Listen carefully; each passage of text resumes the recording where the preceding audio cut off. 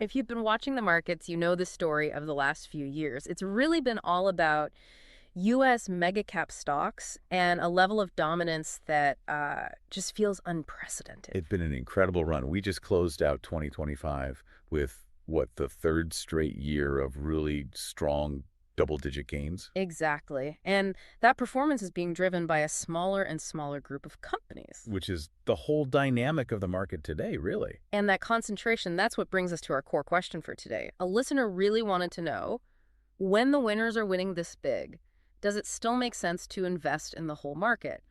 Or should you just focus on the undisputed champions? A great question. That's our mission today. We're doing a deep dive into two of the biggest benchmarks, the S&P 500 and its more concentrated powerhouse sibling, the S&P 100. Yeah, the giants versus the slightly smaller giants. Welcome to everything you need to know about finance. And, as we get into all the data here, we have to do the quick reminder. This is just us digging into the information. It's not financial advice.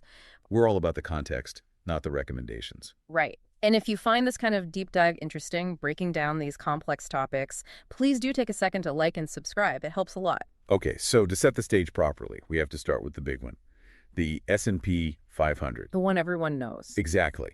It tracks 500 of the biggest U.S. companies. It's basically the definition of the broad market. And it is enormous. We're talking about something like 80% of the entire U.S. public market. Which is a value of what, over $57 trillion now? Well over that, yeah. It's a massive universe. Okay, so let's zoom in from that vast universe. What exactly is the S&P 100? How does it fit inside that bigger picture? The S&P 100 is, think of it as the VIP section of the 500. It's the 100 largest, most established blue chip companies. So every single company in the 100 is also in the 500? Automatically, yeah. It's the absolute top tier. These are the mega caps, the household names. I've heard it called a quality first index. Is that because you're talking about companies with, huge cash reserves and global reach? Precisely. These are the established economic engines. And to really get their power, we have to talk about how both indices work. They're market cap weighted. Right, which is crucial. It's not just the stock price, it's the total company value. The bigger you are, the more you move the index. And that's what makes the 100 so potent. So what's the metric that really drives that point home? It's the math, and the math is just staggering. The S&P 100 has only 20% of the companies. 100 versus 500, yeah. But it accounts for nearly 67% of the S&P 500's total market value. Wait, say that again? 67%. 67%. And it's about 61% of the entire U.S. stock market. Just those 100 companies. Wow.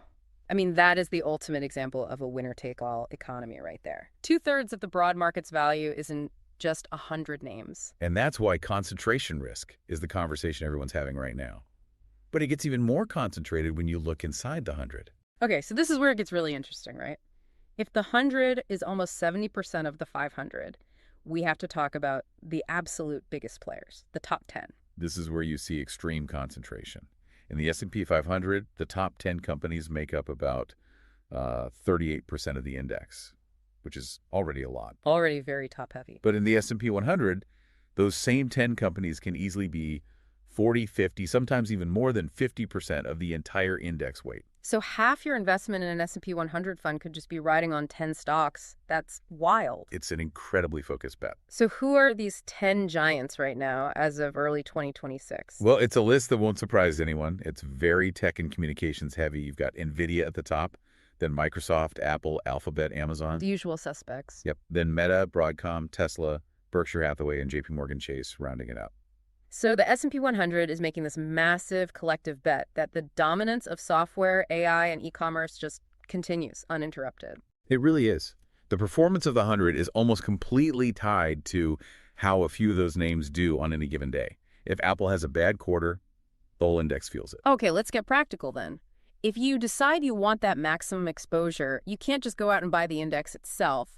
So how do people invest in this? I guess this is where ETFs come in. Exactly. An ETF, an exchange-traded fund, is basically a basket of stocks that you can buy and sell just like a single share. And the main one for the S&P 100 is the iShares S&P 100 ETF. The ticker is OEF. And OEF has been around a while, right? Since 2000. It's pretty liquid, and the expense ratio is fairly low at 0.20%. It's the standard way to play this. So let's talk performance, because that's where the comparison really comes alive. Historically, how has this mega cap strategy worked out? Historically, it's worked out incredibly well. I mean, the long-term numbers for OEF are very strong. As of the end of 2025, you're looking at a 5-year return of around 17.8% and a 10 years about 16.5%. And what about in a big up year, like 2024? Oh, in 2024, it was a monster. The total return was over 30%, 30.66 to be exact. It shows you the raw power of concentration in a bull market. So that validates the strategy. But you mentioned something, an anomaly in 2025. This is the aha moment, you said. What happened? Right. This is a super important data point. In 2025, the S&P 500 had another great year. It returned about 17.9%, but it actually outperformed the S&P 100. OEF returned about 16.4%. Hang on, the broader market beat the champions? How did that happen? It shows the risk of that hyperconcentration. For years, the rally was really narrow, driven by just a few tech names. But in 2025, the rally started to broaden out. Ah, so the other 400 companies started to catch up. Exactly. The rest of the market woke up. Maybe it was rotation into other sectors, or maybe the growth of the top 10 just started to normalize a little. Whatever the cause, it let the rest of the market shine. And that 1.5% difference, that really highlights the value of the diversification you get with the full 500, with the big ETFs like VOO or SPY. It absolutely does. When the market rally broadens, the 500 is in a better spot to capture that. So what does this all mean for someone trying to decide where to put their capital? It sounds like the choice between the 100 and the 500 is really about one single trade-off. It is. It's that classic tension between, let's say, maximum efficiency and quality on one side. Versus broader diversification on the other. Exactly. Okay, so let's make the case for the 100. That's the blue chip safety argument, right? These companies are seen as the most stable, almost too big to fail. They are. They have enormous cash reserves, global reach, and that global part is important. The S&P 500 as a whole gets about 72% of its revenue from the U.S. Okay. But that other 28% from international sales, that's heavily concentrated in these S&P 100 giants. That global footprint can make them more resilient, sometimes even less volatile. But then the counter argument, the reason to stick with the 500 is that you're buying the future, not just the present. That's the innovation argument. Yeah. And the key thing people miss is that when you buy the S&P 500, you already get most of the S&P 100. It makes up, 65% of the index by weight? Right. You get the giants by default. But you also get those smaller, large-cap companies, the ones ranked 400 or 500. You get tomorrow's potential winners. It's your hedge against disruption. That makes the S&P 500 sort of the powerful default choice. You get the current winners plus a net to catch the next ones. And this brings us back to the biggest risk of the S&P 100. It's long-term concentration risk. If something systemic happens, like a huge regulatory crackdown on big tech, which people are always talking about. Always. Or some new technology disrupts the whole industry. Yeah. The S&P 100 is going to get hit so much harder because it just doesn't have that cushion from the other 400 companies. That sums it up perfectly. The 100 is for maximum exposure to the current winners, but the 500 remains the more diversified, conservative default choice for the U.S. economy. And looking ahead to 2026, it seems like the general optimism is still there. Most analysts are predicting another stock rally, building on the momentum we've seen.